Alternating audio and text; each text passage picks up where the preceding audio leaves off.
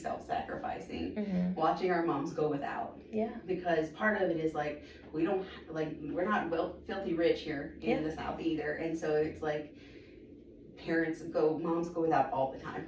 So that dads can eat so he can go to work, and that the kids don't have to go without and be compared to their friends and made fun of, right?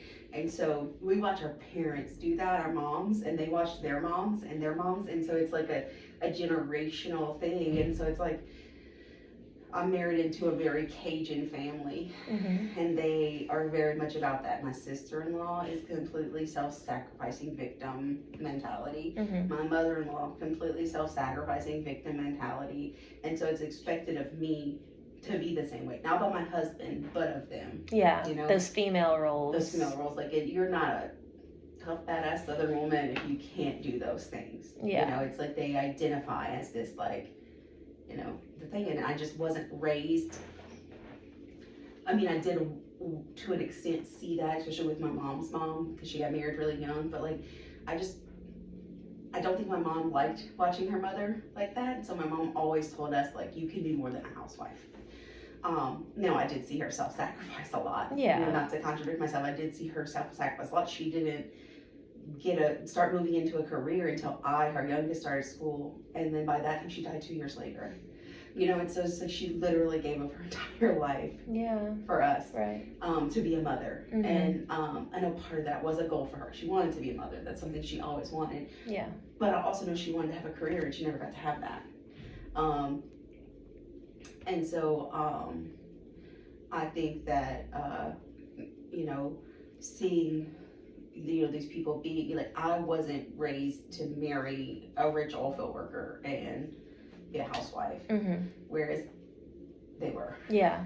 You know, not that they did. Right. I mean, like, not that I did. Like, you didn't raise a rich oil field worker, lady. Yeah. So, yeah. And he doesn't, and I have to separate him because he does not have those same expectations. My husband does not have those for me. He knows he married someone that was career focused. He knows he married someone that wants to do, like, that fills my cup as being a part of the community, helping. Yes. And he knows that about me. But there's a different expectation from the in-laws. It sounds like you're kind of like balancing your expectations for yourself and your expectations from those around you, and you're trying to like merge them together to make your own kind of world. Yeah, and this doesn't work very well sometimes. Yeah. Because like it comes to a point where it's like, first of all, I got married much later in my mid-30s. And so, like, I already had established godchildren and nieces and nephews and, like, you know, and so it's, like, balancing stuff for the kid and the husband and the in-laws with, you know, going stuff for all of them. You know, it's like, we have not had a weekend where we didn't have something since the middle of September. Every single weekend we have had something. Yeah, that's a lot. And so, it's, you know, got to the point where it's just kind of like, ah. Yeah. And I worry because it's like that a lot for the holidays. We stay busy. Yeah. Especially now that we have the kid and he does like school plays and this and that and the other. And, you know, Christmas parties and parents come for this. And, you know, the schedule gets all wonky. Right. And so, you know, I've got to do a better job of, I guess, setting boundaries. I'm just not very good at it. Yeah, it just takes practice, you know, and like you even being aware that you need to work on that is a step in the right direction. And when I think about you setting boundaries, I also think about like setting boundaries that are going to make you feel like you feel confident doing them. So not just setting a boundary like, no, we're not doing anything this weekend, because from what it sounds like, you still want the experiences to happen. You still want the child to have all the fun and have all the memories, and you do too, and so does your husband. So it may be helpful to consider how you can make boundaries that kind of do a little bit of both, like allow you to do some of those things, but maybe just not to the extent that you typically do them. And also like creating time to, you know, fill your own cup, recharge, rest, and prepare yourself to continue to be the version of yourself that you always want to be. How do I make time to do that? That's a great question. Where do you think a step in the right direction is for that? Maybe talking to my husband about limiting events that we do. Yeah. Or like limiting when we go to his parents' house. Or him being okay with going to his parents' house without me. Yeah. Maybe you guys can have a discussion like, why do you always want me there? Or why does it have to be every week? Why can't it be every other week? Or maybe like for certain events you can just go for half the time, and then maybe he can stay with the kiddo the other half, or just stuff like that, like maybe like a happy medium of things. I mean, he would likely be fine with it. It would be my own self getting past myself.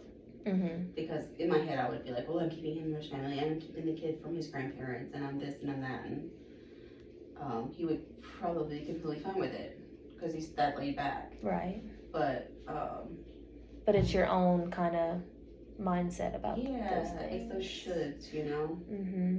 Like you said, expectations. Yeah. And how do you think you can kind of give yourself peace knowing that you're giving yourself what you need, and you're still doing what you can for your family? Yeah. I think that's the hard part is finding that place where I'm not being too hard on myself.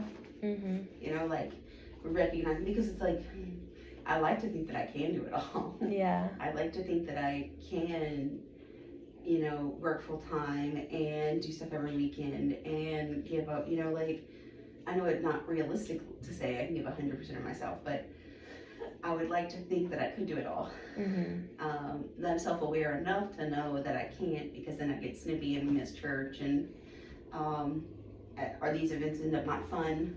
Yeah. Because I'm cranky. Mm-hmm. Or I have like a limited tolerance for like noise, and so I'm telling the kid to be quiet and just be having fun and be loud, and kids are naturally loud. Yeah. And so I think that's the hard thing, is finding that balance and being comfortable with finding that balance and peace in it, Yeah. And like I said, it's like you said, it's gonna have to be talking to myself about it, like kind of working on getting past the idea that's been given to me through generational, passing it down of like what a perfect mother is. Mm-hmm. I have to remember that my grandmother never worked. Yeah. I mean, she did, but like not very often. She did like little side jobs for extra money. Like she was home to take care of the home and the family and the kids and all that. Yeah. I have to remember that. I have to remember that my mom sacrificed having a career to be able to be the mom that she was. Mm-hmm. And that's not what she wanted for me. And that's not the wife my husband expected to get. Right. And so I have to recognize that I have to put more faith in him too, that he's gonna be okay. Yeah. It's hard trying to wear all the hats at once. Mm-hmm. Definitely.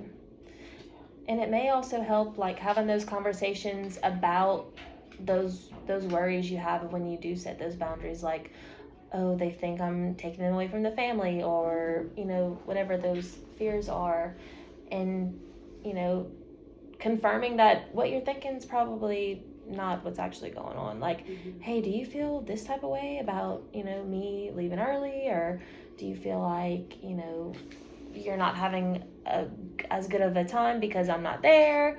And that might even like make you feel even more comfortable with these new boundaries that you're setting. That's a good idea. Is having a conversation and be like, if we decide not to go, like, how do you feel about that?